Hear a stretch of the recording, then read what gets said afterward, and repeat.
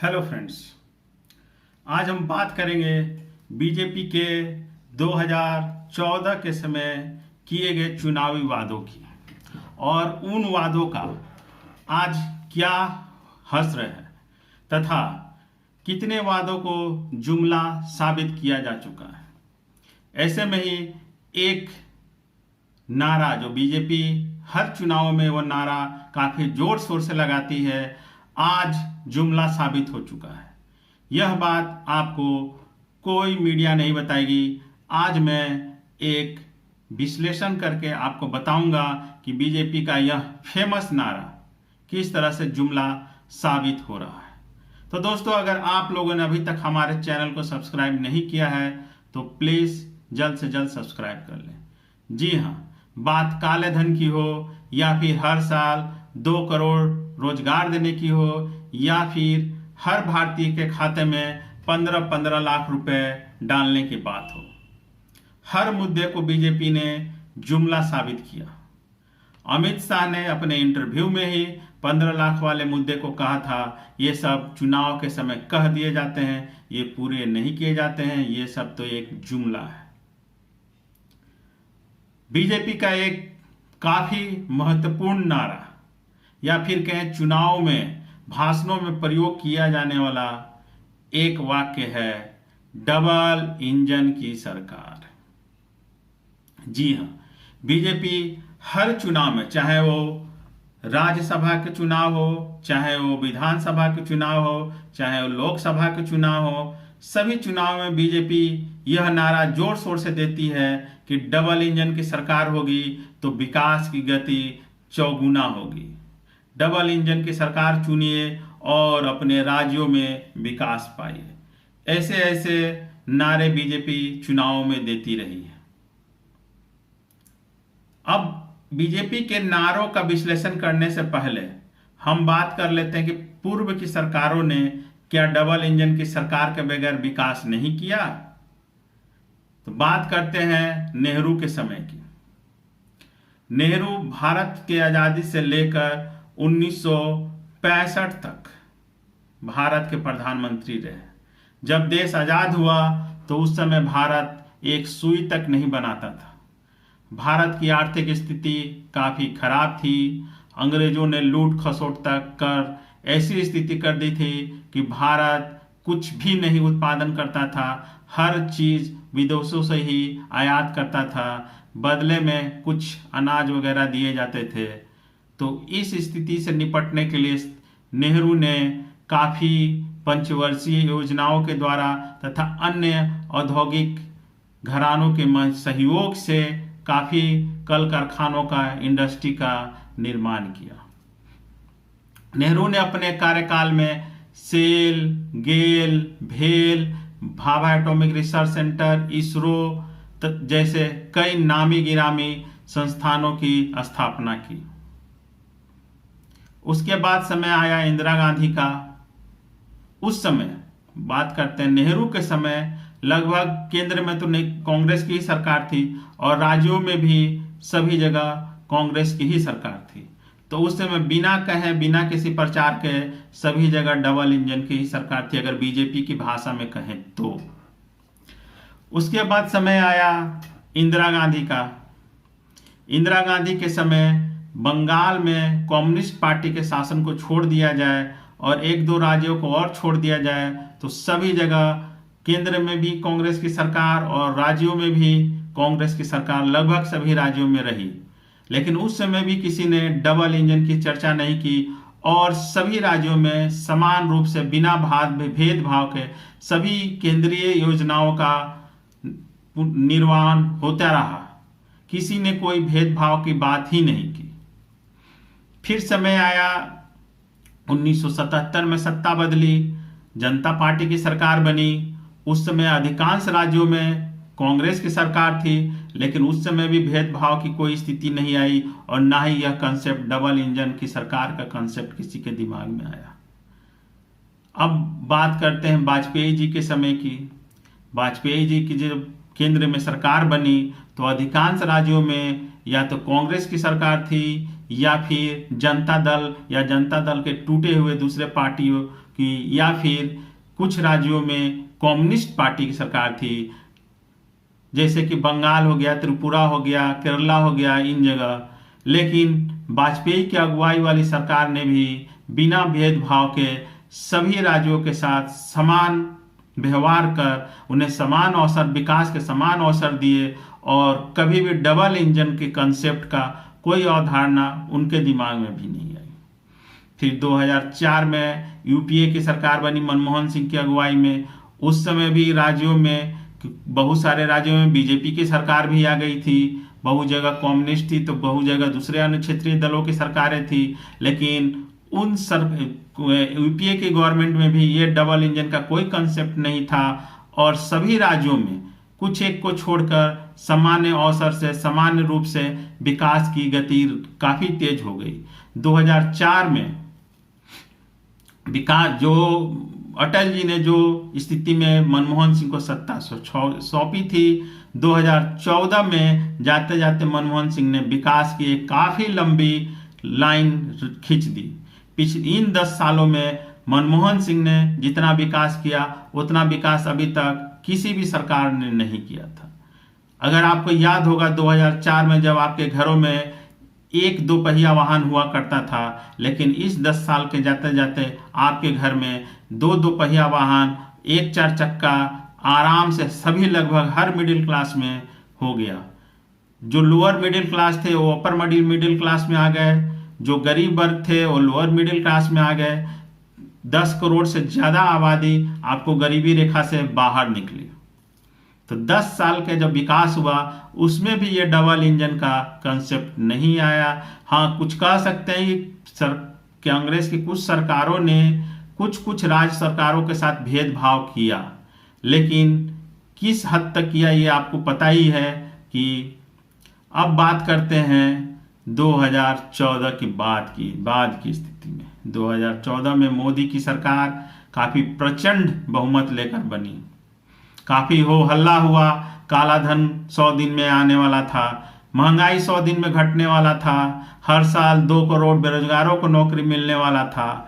लेकिन सच्चाई, सच में क्या हुआ क्या नहीं हुआ आपको पता है। अभी तक ना तो काला धन आया, ना ही बेरोजगारों को, दिन पर दिन बेरोजगारों की स्थिति दयनीय होती जा रही है। अभी बेरोजगारी इंडेक्स में भारत पूरी दुनिया में अव्वल पर है। अब कंसेप्ट चला, मोदी जी के भाषणों में देखने को मिला कि आप अगर चाहते हैं कि काफी तेजी से विकास हो तो आप राज्यों में भी हमारी सरकार बनवाइए। जनता बीजेपी की बातों में आई और एक समय पूरे देश के 21 राज्यों में बीजेपी की सरकार थी। डबल इंजन का कंसेप्ट शुरू में लोगों को खूब भाया, बीजेपी ने भी काफी प्रचार किया, लेकिन आज ये एक जुमला साबित हुआ है। अब आप बोलेंगे कैसे? मणिपुर में किसकी सरकार है? बीजेपी की। आज मणिपुर पिछले 60 दिनों से जल रहा है, लेकिन कोई शांति बहाली की दिशा में कोई कार्य नहीं हो रहा है। ना तो राज्य सरकार कोई प्रयास कर रही है और ना ही केंद्र सरकार प्रयास कर रही है। मणिपुर जल रहा है। 2 समुदायों की लड़ाई में शुरू में राज्य सरकार ने इसे विदेशी शक्ति का हाथ बताया, आतंकवादियों का हाथ बताया, लेकिन सीडीएस ने कह दिया कि यह कोई विदेशी शक्तियों का हाथ नहीं है, यह 2 समुदाय की लड़ाई है। जब सीडीएस ने राज्य सरकार की सारी पोल पट्टी खोल दी, तब राज्य सरकार ने माना कि यह विदेशी हिंसा नहीं बल्कि जातीय हिंसा है।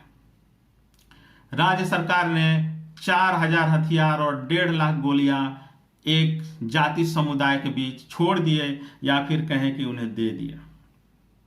अब राज्य सरकार अपील कर रही है कि उन हथियारों को वापस किया जाए।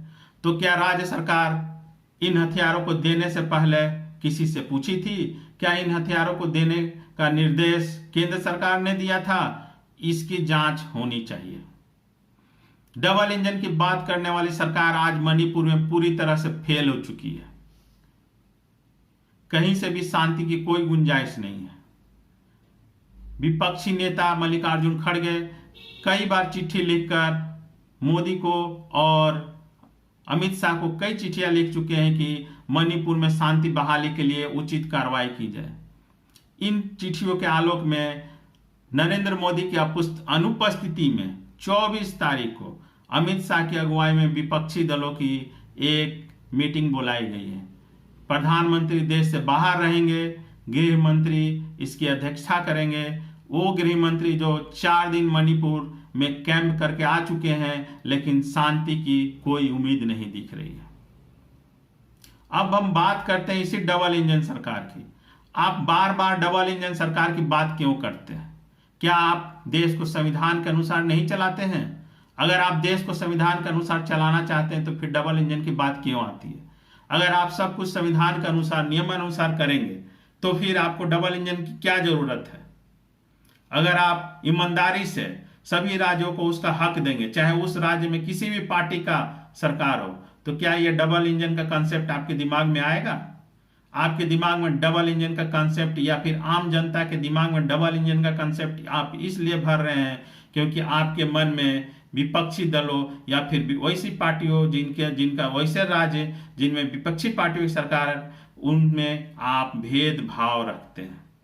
आप संविधान के अनुसार सत्ता नहीं चलाना चाहते हैं, बल्कि अपनी हठ धर्मिता से डबल इंजन का कंसेप्ट जनता पर थोप रहे हैं। अगर आप में ईमानदारी है, आप ईमानदारी रूप से सरकार चलाना चाहते हैं, तो फिर ये डबल इंजन का कंसेप्ट क्यों? अब आने वाले दिनों में देखना होगा कि मणिपुर में क्या शांति बहाल हो पाती है या फिर इसी तरह मणिपुर जलता रहेगा।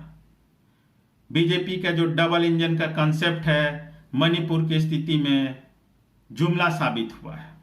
एक और दिल्ली का मैं एग्जांपल दूंगा।